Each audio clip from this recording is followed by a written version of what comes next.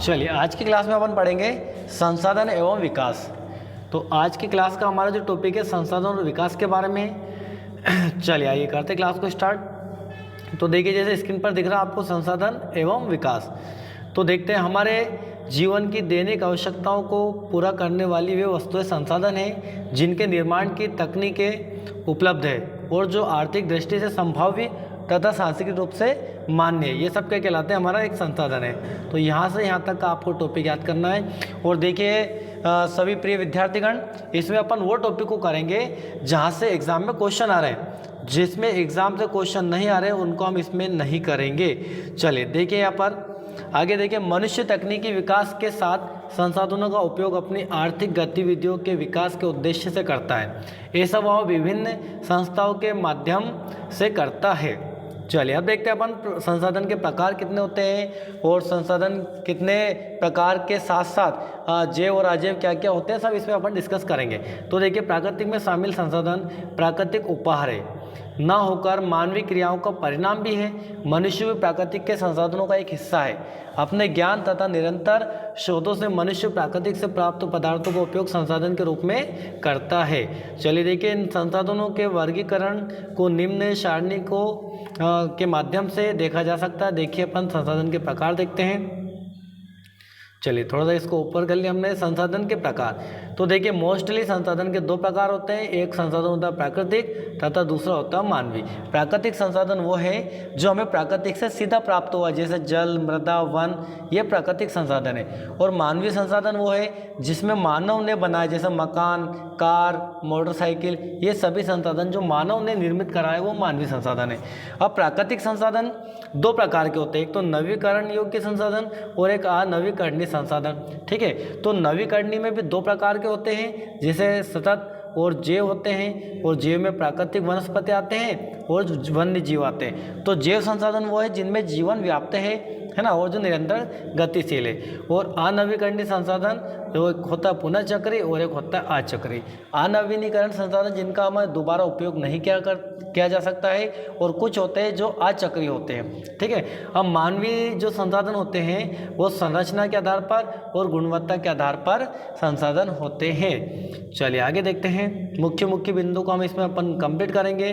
संसाधनों का वर्गीकरण, तो देखिए यहाँ पर संसाधनों को निम्नलिखित आधारों पर वर्गीकृत किया जा सकता है। देखो, उत्पत्ति के आधार पर, समयाप्ता के आधार पर और स्वामित्व के आधार पर और विकास स्तर के आधार पर संसाधनों को वर्गीकृत किया जा सकता है। तो आपसे क्वेश्चन आए कि संसाधनों का वर्गीकरण कितने प्रकार से किया जा सकता है, तो आप ये पॉइंट इसमें लिख सकते हैं। चलिए अब इसके देखिए अगला जो पेज है हमारे, इसमें उत्पत्ति के आधार पर पहला देख लेते हैं। तो देखिए बच्चों, उत्पत्ति के आधार पर, तो उत्पत्ति के आधार पर संसाधनों का वर्गीकरण दो भागों में किया गया है। कितने भागों में किया गया है? दो भागों में। पहला आता है आपका जैव संसाधन और दूसरा आता है आपका अजैव संसाधन। तो जैव संसाधन सीधी सी बात है जिनमें जीवन है। जीवमंडल से प्राप्त वे संसाधन जैव संसाधन कहलाते हैं जिनमें जीवन व्याप्त होता है, जैसे मनुष्य में जीवन होता है ना, फील कर सकता है, और वनस्पति, पशुधन आदि, ये सभी क्या है हमारे जैव संसाधन। अब सीधी सी बात है, अजैव संसाधन कौन से संसाधन हैं? जो निर्जीव वस्तु से बने हैं, जिनमें जीवन नहीं है। तो निर्जीव वस्तु से प्राप्त संसाधन अजैव संसाधन होते हैं, ये कहलाते हैं। जैसे चट्टानें, अब चट्टानों में तो जीवन होता नहीं है और यहाँ पर दिखा हुआ धातु है, तो धातु भी कैसा संसाधन है? अजैव संसाधन है। ठीक है, तो जिसमें जीवन है वो जैव और जिसमें जीवन नहीं है वो अजैव संसाधन कहलाते हैं। तो हमारा उत्पत्ति के आधार पर पहला टॉपिक हो गया। अब अगला देखते हैं अपन समाप्ता के आधार पर।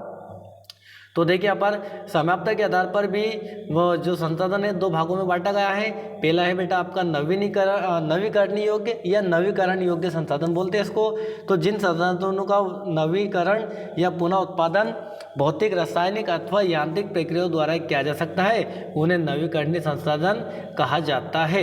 एक बार फिर रिपीट कर रहा हूँ मैं, जिन संसाधनों का नवीकरण या पुनः उत्पादन भौतिक, रासायनिक अथवा यांत्रिक प्रक्रियाओं द्वारा किया जा सकता है उन्हें नवीकरणीय संसाधन कहा जाता है। जैसे कि इसमें उदाहरण है, आपसे पूछा जाएगा कि भैया बताइए सौर ऊर्जा कैसा संसाधन है? नवीकरणीय संसाधन है या फिर अनवीकरणीय? तो आपको याद रखना बच्चों, नवीकरणीय।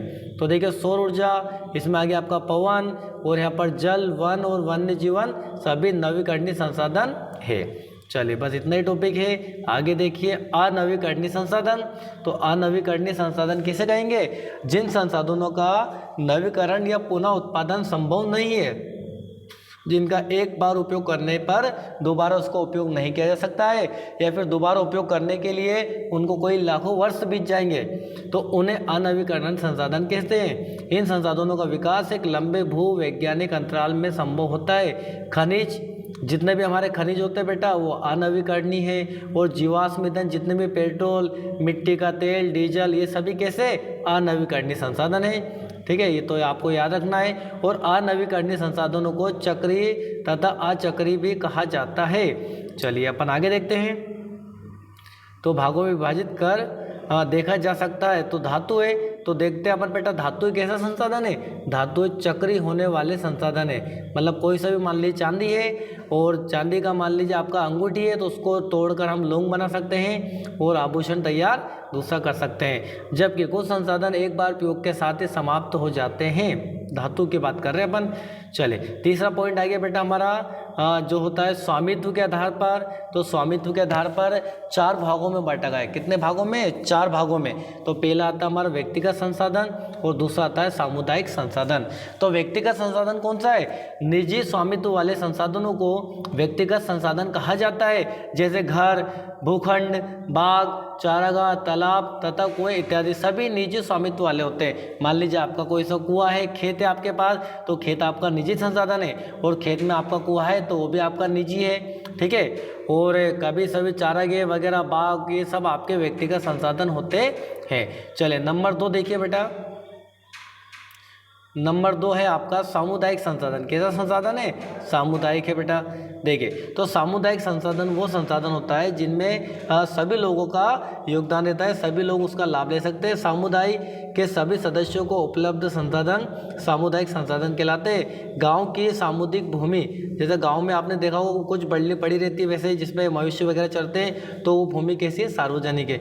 नगरों को सार्वजनिक पार्क, आपने देखा होगा आप शहर में रहते हैं तो आप बगीचा है, बगीचे में सभी व्यक्ति आ जा सकते हैं। और शहर में जो मुक्ति धाम होता है वहाँ पर भी हर व्यक्ति आ जा सकता है, वहाँ पर उनका अंतिम संस्कार देह कर सकते हैं। तो ये सार्वजनिक स्थल होता है। ठीक है, तो वहाँ पर सभी लोग आना जाना हो सकता है। अब तीसरा संसाधन आता है हमारा राष्ट्रीय संसाधन।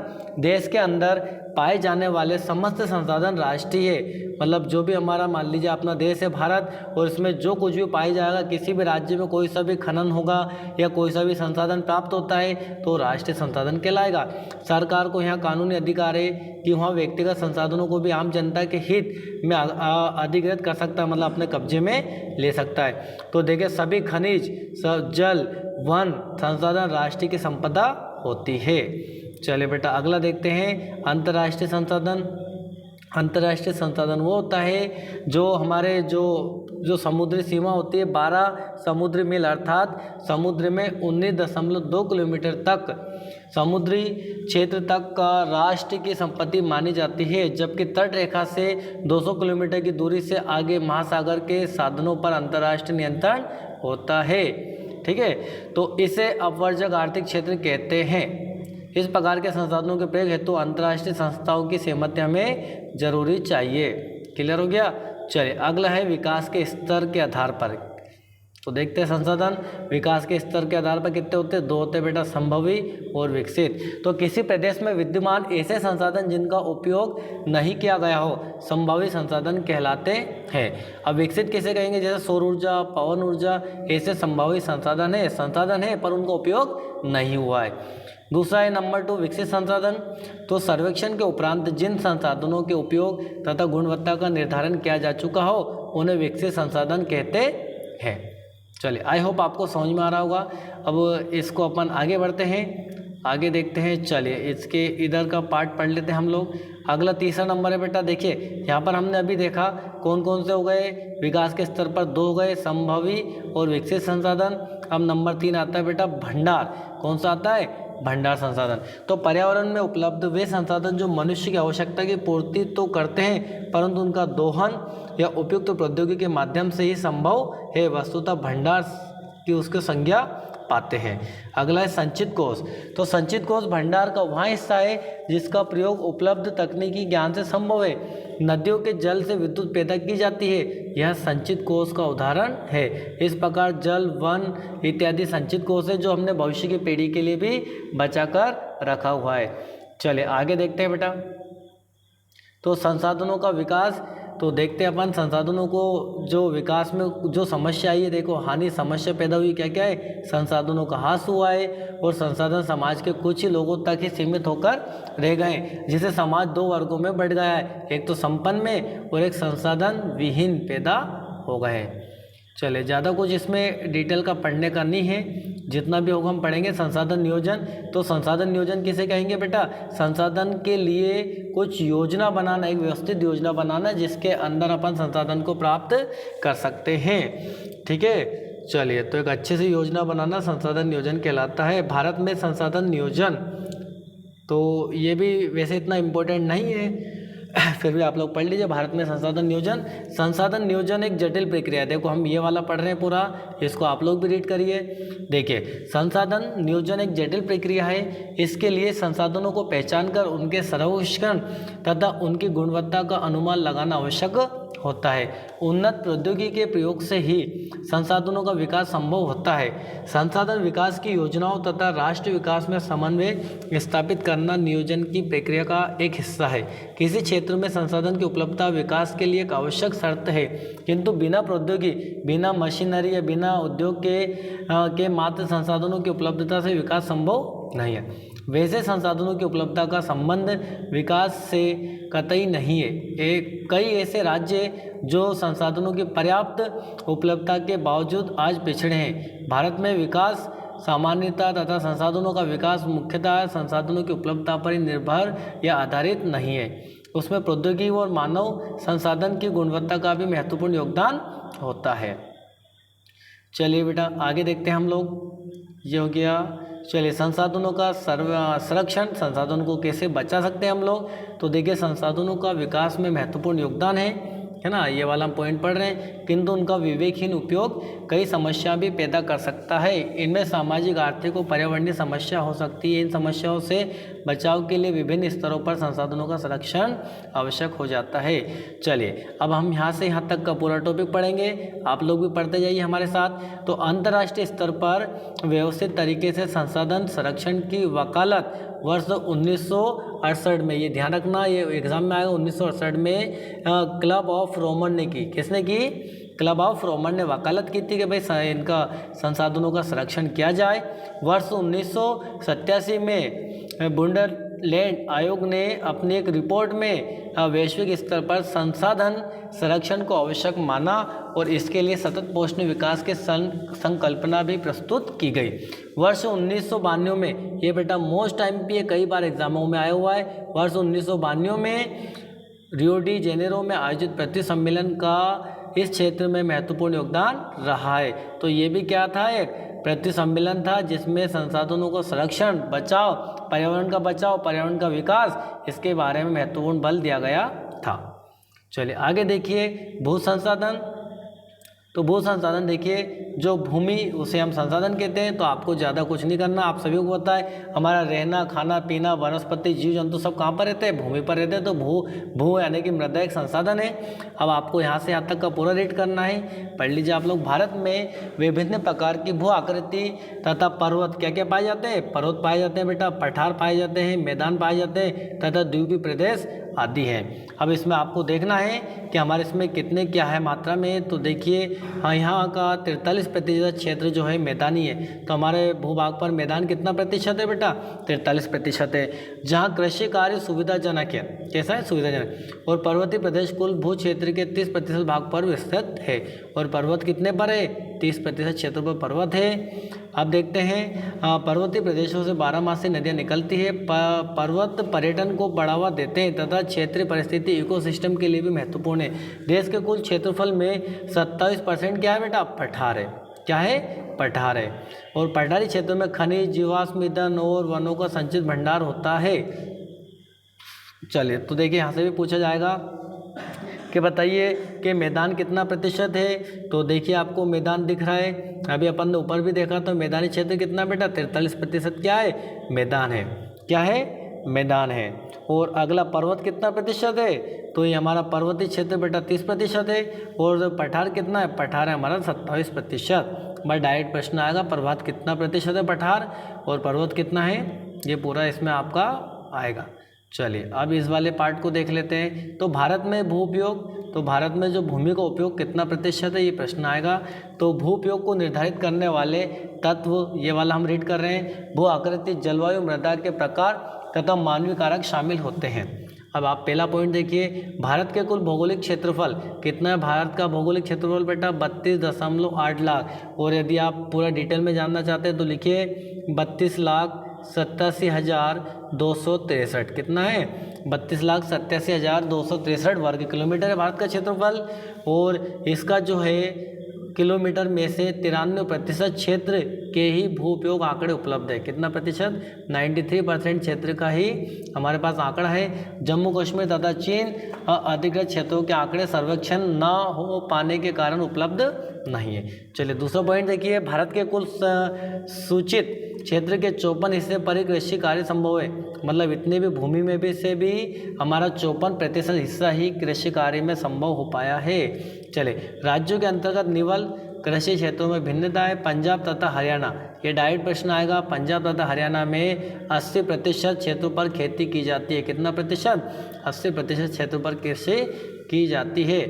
चलिए तीसरा पॉइंट देखिए, वर्ष 1952 की राष्ट्रीय वन नीति, 1952 की राष्ट्रीय वन नीति के अंतर्गत वनों को कुल भौगोलिक क्षेत्र, जो वनों का पूरा जो क्षेत्र 33% भाग पर अनिवार्य माना गया है। कितने परसेंट पर, 33% पर अनिवार्य माना गया है। किंतु भारत में वन क्षेत्र काफ़ी कम है। चलिए ज़्यादा कोई इम्पोर्टेंट नहीं है। आगे देखिए, इसमें बताया आपका भूमि का निम्नीकरण, भूमि किस प्रकार से नष्ट होती है, तो देख लेते हैं थोड़ा बहुत इसका बेसिक।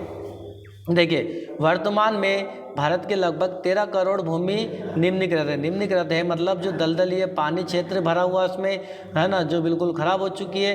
तो कितना प्रतिशत हेक्टेयर, 13 करोड़ हेक्टेयर भूमि जो है निम्नीकृत है, गलती की मतलब गल चुकी है। और 28% भूमि निम्नीकृत वनों के अंतर्गत है। मतलब 28% जो भूमि है वहाँ पर वन है और वहाँ पर भूमि नहीं हो पा रही है, तो निम्नीकृत है वो। और देखिए 56% क्षेत्र जल के कारण अपर्दित होते हैं, जहाँ पर जल भरा हुआ है और अपर्दित है, अपर्दन हो रहा है मतलब, ठीक है। चलिए अब प्रश्न आया कि भूमि निम्नीकरण में मुख्य भूमिका किस किस की है। तो देखिए भूमि निम्नीकरण का मुख्य कारण वनोन्मूलन है ना, वनमूलन मतलब वनों का कटाई वगैरह, अति पशुचारण मतलब अधिक पशुओं को चराना, खनन इत्यादि सभी है। चलिए आगे देखिए, गुजरात राजस्थान, ये कुछ इसमें इंपॉर्टेंट पॉइंट दिया, बाकी आपको नहीं पढ़ना है। चलिए मृदा संसाधन, तो मृदा का संसाधन देखते हैं अपन।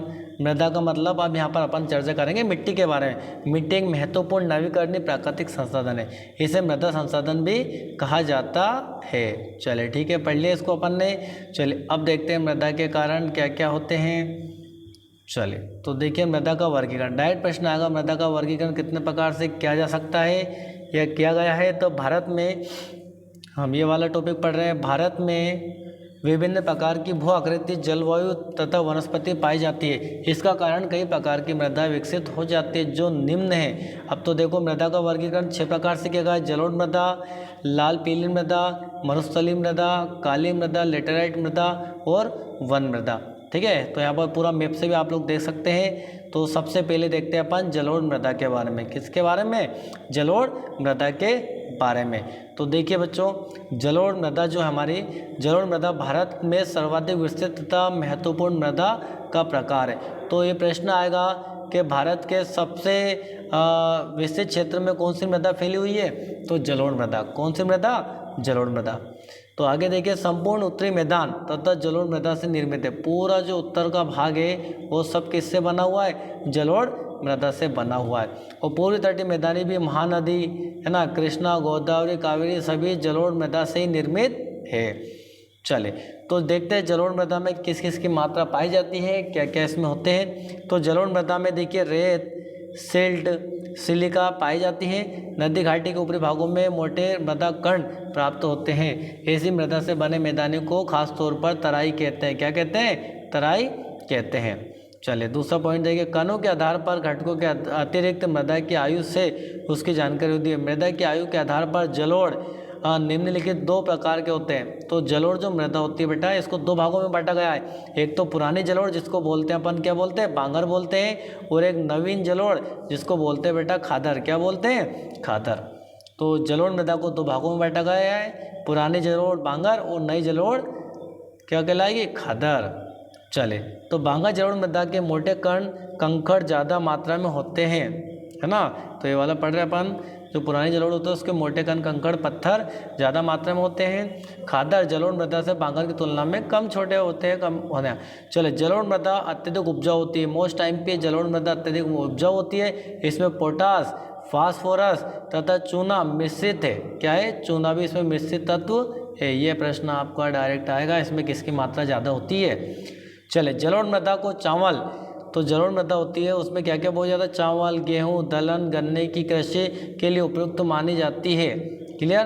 तो जलोढ़ मृदा वाले क्षेत्रों में गहन कृषि की जाती है। कैसे की जाती है? गहन कृषि। इन क्षेत्रों में जनसंख्या घनत्व अधिक होता है। चलिए अगला प्रश्न देखिए। जलोढ़ के बाद बेटा आएंगे प्रश्न आपका काली मृदा। कौन सी मृदा? काली मृदा। तो देखिए, काली मृदा को रेगड़ मृदा भी कहा जाता है। आपसे डायरेक्ट प्रश्न पूछा जाएगा, किस मृदा को रेगड़ मृदा कहा जाता है? तो काली मृदा को रेगड़ मृदा कहा जाता है ना। कपास की पैदावार के लिए बहुत टाइम पे बेटा, कपास की पैदावार के लिए मिट्टी उपयुक्त है, इसलिए इसे काली कपास मृदा के नाम से भी जाना जाता है। प्रश्न आएगा, काली कपासी मृदा के नाम से किस मिट्टी को जाना जाता है? तो काली मृदा को जाना जाता है। वो काली मृदा को अन्य नाम किस नाम से जाना जाता है? तो रेगुड़ मृदा, है ना, रेगुड़ इसको बोलते हैं। चलिए, अब ये पूछा जाएगा किस मिट्टी का निर्माण चट्टानों का फूटने से होता है? तो देखिए यहाँ पर लिखा हुआ, जलवायु तथा चट्टानों का काली मृदा के निर्माण से महत्वपूर्ण योगदान होता है। काली मृदा प्रायः दक्कन के पठार क्षेत्र में पाई जाती है। तो कौन सी मृदा अधिकतम दक्कन के पठार क्षेत्रों में पाई जाती है? तो बेटा काली मृदा, है ना। और काली मृदा देखिए महाराष्ट्र, गुजरात, मालवा, मध्य प्रदेश, छत्तीसगढ़ में काली मृदा का विस्तार है, मतलब बहुत ज़्यादा उसमें फैली हुई है। काली मृदा महीनकण मृत्तिका से निर्मित है, इसके कारण इसमें नमी धारण, ये मोस्ट टाइम ये प्रश्न है, किस मिट्टी में नमी धारण करने की क्षमता अधिक है? तो क्या आएगा आंसर? काली मृदा करने की क्षमता अधिक होती है। इस मृदा में कैल्शियम कार्बोनेट, देखिए लिखा कैल्शियम और कार्बोनेट, मैग्नीशियम, पोटास, चूना इत्यादि तत्व मौजूद होते हैं। किसमें? काली मृदा में। यदि ज्वालामुखी लावा से किस मिट्टी का निर्माण होता है? तो आपको याद रखना है काली मृदा का ही होता है। इस मृदा में फास्फोरस की मात्रा कम होती है। काली मृदा में फास्फोरस की मात्रा कम होती है। क्लियर। गर्म तथा शुष्क मौसम में इस मृदा में दरारें पड़ जाती है। किसमें? दरारें पड़ जाती है काली मृदा में। इनमें वायु का मिश्रण बढ़ जाता है और यहाँ चिपचिपी हो जाती है। क्या हो जाती है? चिपचिपी हो जाती है। आई होप आपको समझ में आ रहा होगा। अब देखते हैं अपन लाल पीली मृदा। तो देखिए आग्नेय चट्टानों से, किससे? आग्नेय चट्टानों से विकसित लाल मृदा ओडिशा, छत्तीसगढ़, पश्चिमी घाट तथा मध्य गंगा के मैदान में प्रायः पाई जाती है। इस प्रकार की मिट्टी में लोहा तत्व अधिक होने के कारण इसका रंग जो होता है कैसा होता है बेटा? पीला रंग होता है और अथवा लाल होता है। तो इसलिए इसको बोलते हैं लाल पीली मृदा। क्या बोलते हैं? आग्नेय चट्टानों से इसका विकसित होता है, विकास होता है, बनती है। अगला देखिए लेटेराइट मृदा। तो लेटेराइट मृदा किसे कहते हैं? तो देखिए लेटेराइट मृदा उच्च तापमान या अधिक वर्षा वाले क्षेत्र में पाई जाती है। जहाँ पर वर्षा अधिक होती है या तापमान उच्च होता है वहाँ पर ये विकसित होती है। इस मृदा में जैव पदार्थ और हुमस की मात्रा कम होती है। इसमें हुमस बहुत कम होता है क्योंकि अधिक तापमान के कारण जैव पदार्थों का अपघटन हो जाता है। लेटेराइट मृदा, ये वाला पार्ट पढ़ रहे हैं बेटा अपन लोग। चले, लेटेराइट मृदा पर अधिक मात्रा में रासायनिक उर्वरक डालकर ही खेती की जा सकती है। अब देखिए ये मृदा कहाँ पर पाई जाती है? कर्नाटक, है ना, कर्नाटक, केरल, तमिलनाडु, मध्य प्रदेश, उड़ीसा और असम की पहाड़ियों क्षेत्रों में प्राप्त होती है क्योंकि यहाँ पर वर्षा अधिक होती है। ठीक है। मृदा संरक्षण की उचित तकनीकी, बस इतना ही है, लेटेराइट मृदा उपयुक्त होती है। अब एक प्रश्न आएगा कि किस मिट्टी में काजू की फसल सर्वाधिक होती है? तो किस मृदा में? लेटेराइट मृदा में काजू की खेती की जाती है। यह काजू के लिए उपयुक्त मिट्टी मानी जाती है। अगला आएगा बेटा मरुस्थलीय मृदा। कौन सा आएगा? मरुस्थली मृदा। तो मरुस्थली मृदा लाल तथा भूरे रंग की होती है। इस प्रकार की मृदा रेतीली तथा लवणीय होती है। कैसी होती है? रेतीली होती है, बारीक बारीक कण होते हैं, और लवणीय होती है बेटा, है ना। कुछ क्षेत्रों में नमक की मात्रा अधिक होती है। इसमें क्या होता है? नमक की मात्रा अधिक होती है, खारी मिट्टी होती है। शुष्क जलवायु तथा उच्च तापमान के कारण मरुस्थलीय मृदा में हुमस तथा नमी की मात्रा कम होती है। इस प्रकार की मृदा में कैल्शियम की मात्रा अधिक होती है। नियोजित सिंचाई के साथ पश्चिम राजस्थान के कुछ ऐसे क्षेत्रों में कृषि कार्य सफलतापूर्वक किया जा सकता है। इसको बोलते हैं मरुस्थलीय मृदा। अगला बेटा हमारा वन मृदा। तो वन मृदा में क्या है?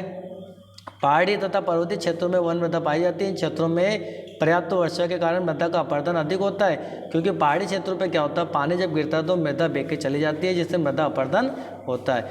यहाँ मृदा दोमट या सिल्टदार प्रकार की होती है। वन मृदा अम्लीय होती है। कैसी होती है बेटा वन में मृदा? जहाँ पर वन क्षेत्र है वहाँ पर मिट्टी कैसी होती है? अम्लीय होती है तथा हुमस रहित होती है। इसमें हुमस नहीं होता है। नदी घाटियों के निचले क्षेत्रों तथा डेल्टाई भागों में इस प्रकार की मृदा पाई जाती है। तो आई होप आपको क्लास से बेटा समझ में आई होगी और समझ में आ रहा होगा। ठीक है, चलिए अब देखते हैं अपन यहाँ पर हमारा जो आज का टॉपिक था वो पूरा कंप्लीट होता है, और इसमें थोड़ा सा और बचा हुआ, इसको हम देख लेते हैं कि मृदा के कटाव उसके भाव की प्रक्रिया को मृदा अपरदन कहा जाता है। यदि आपके प्रश्न आए मृदा अपरदन किसे कहा जाता है, तो मृदा के कटाव उसके भाव की प्रक्रिया को मृदा अपरदन कहा जाता है।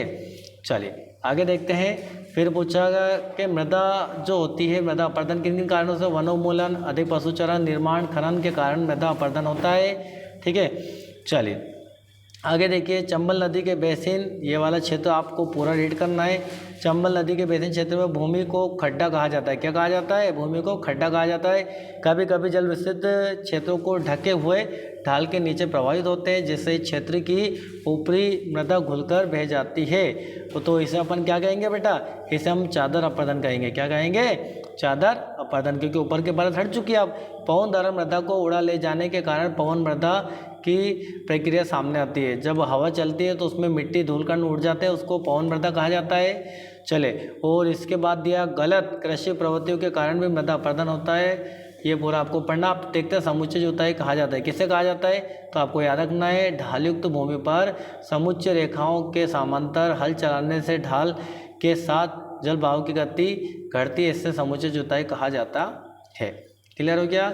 चलिए इसके बाद ऐसी कृषि को पट्टी कृषि कहते हैं। तो बड़े खेतों को पट्टी में बांट जाता है, फसलों के बीच घास की पट्टियाँ उगाई जाती है, ऐसी कृषि को पट्टी कृषि कहते हैं। चलिए ज़्यादा इसमें कुछ इंपॉर्टेंट है नहीं। तो आई होप, आशा करता हूँ कि आपको क्लासेस अच्छी लगी होगी। तो इस क्लास में अपन ने देखा इसका पूरा टॉपिक, जो जो मुख्य बिंदु था हमने उसमें पूरा किया है। और अगली क्लास में बेटा अपन करेंगे इस पार्ट के प्रश्न और जो भी MCQ क्वेश्चन है वस्तुनिष्ठ, उसको अपन करेंगे। आज के लिए इतना ही। जय हिंद, जय मां भारती।